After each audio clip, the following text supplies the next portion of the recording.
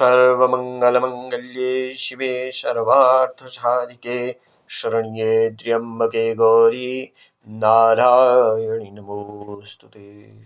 नमस्कार दोस्तों, स्वागत करता हूँ अपने YouTube चैनल पर। आज मैं आप लोगों के सामने शारदीय नवरात्रि माँ नव दुर्गा माता के पूजन की इस महापर्व के विषय में थोड़ी सी चर्चा करना चाहूँगा। नवरात्रि पर्व 26 सितंबर सोमवार से प्रारंभ होकर के और 4 अक्टूबर मंगलवार को इसका समापन होगा। 5 अक्टूबर के दिन विजयादशमी का पर्व मनाया जाएगा। तो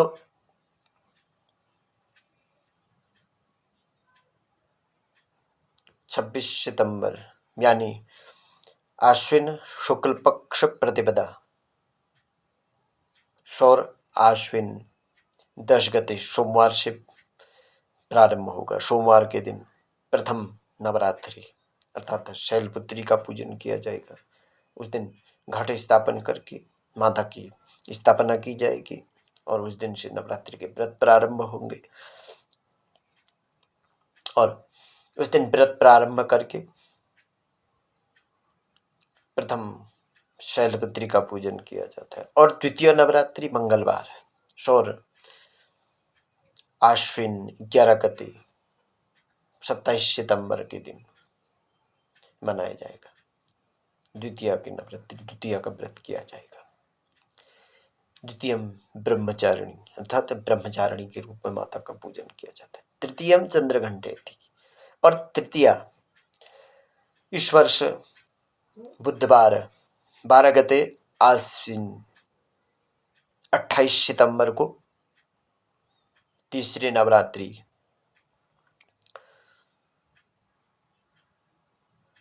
जो कि चंद्रघंटा के रूप में माता का पूजन किया जाता है वह मनाई जाएगी। तृतीय व्रत, तीसरा व्रत माता का उस दिन किया जाएगा। और गुरुवार 14 गते आश्विन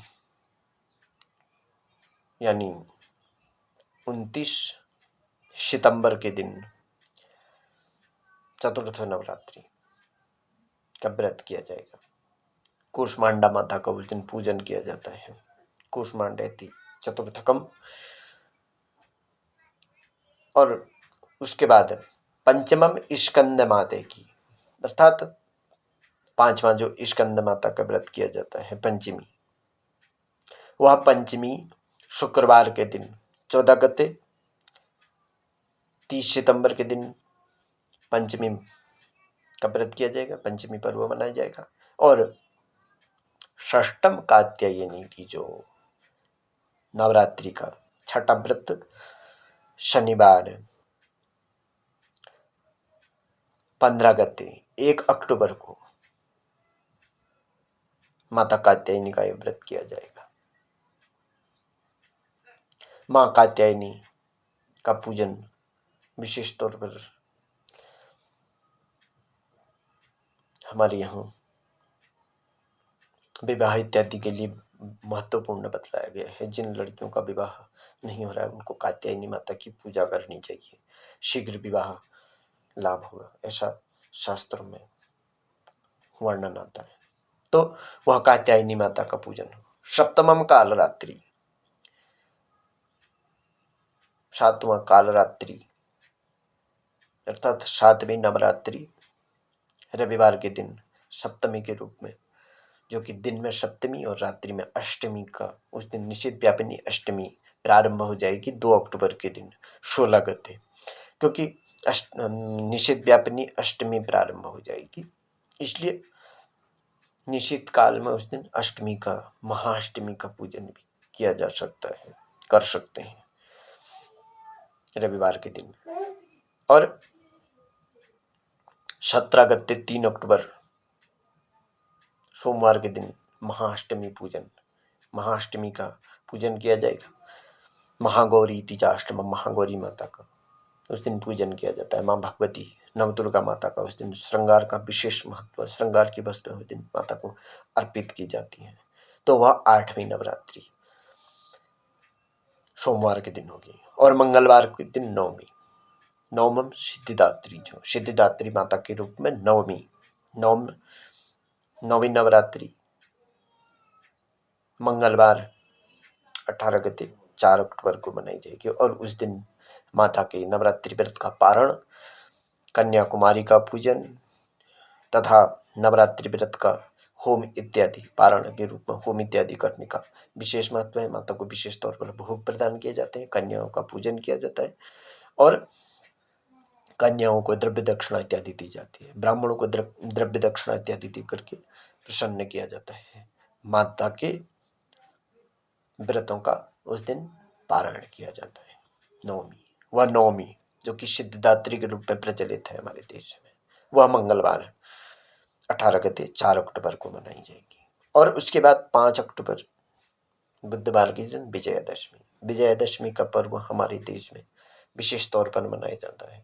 विजयदशमी जो कि विजय दिवस के रूप में मनाया जाता है, जिस दिन भगवान श्री राम ने लंका पर विजय प्राप्त की थी। और वैसे भी देखा जाए वह दशमी है, अर्थात 9 दिन व्रत करने के बाद संयम पूर्वक अपनी इन 10 इंद्रियों को जीतने की कोशिश करना, क्योंकि व्रत, ध्यान, तप इत्यादि ये माध्यम हमारी इंद्रियों को विजय प्राप्त कराने के, इसलिए दशमी अर्थात वो विजयी, अर्थात उस दिन 9 दिन हमने व्रत करके अपनी इंद्रियों को संयमित करने की कोशिश की, इसलिए 10वां दिन हमको इंद्रियों पर विजय प्राप्त करने के दिवस के रूप में मनाने का भी ऐसा कुछ विद्वानों के मत में आता है। तो वह दशमी पर्व बुधवार 19 गते 5 अक्टूबर को मनाया जाएगा। तो इस प्रकार यह नवरात्रि का पर्व है, शारदीय नवरात्रि की। आप सभी शक्ति के उपासकों को, सनातनी धर्मावलंबियों को, भाइयों बहनों और जो भी इस पर्व को मनाते हैं उनको बहुत बहुत शुभकामनाएं। माँ भगवती आपके घर में धन समृद्धि लेके आए, क्योंकि इस वर्ष माँ सोमवार के दिन आ रही है और सोमवार के दिन माता का आगमन, माता हाथी पर सवार होकर के सोमवार के दिन इस धरती पर आती है, ऐसा विद्वानों का मत करता है। तो हाथी पर जब माँ सवार होकर आती है तो वो समृद्धि का कारक होता है, संपदा का कारक होता है, लेकिन वृष्टि का कारक भी होता है। तो वृष्टि के योग भी बनते हैं और समृद्धि के योग भी बने। आप सबके घर में समृद्धि रहे, धन संपदा रहे, आप सब प्रसन्न रहें, खुश रहें। बहुत बहुत धन्यवाद।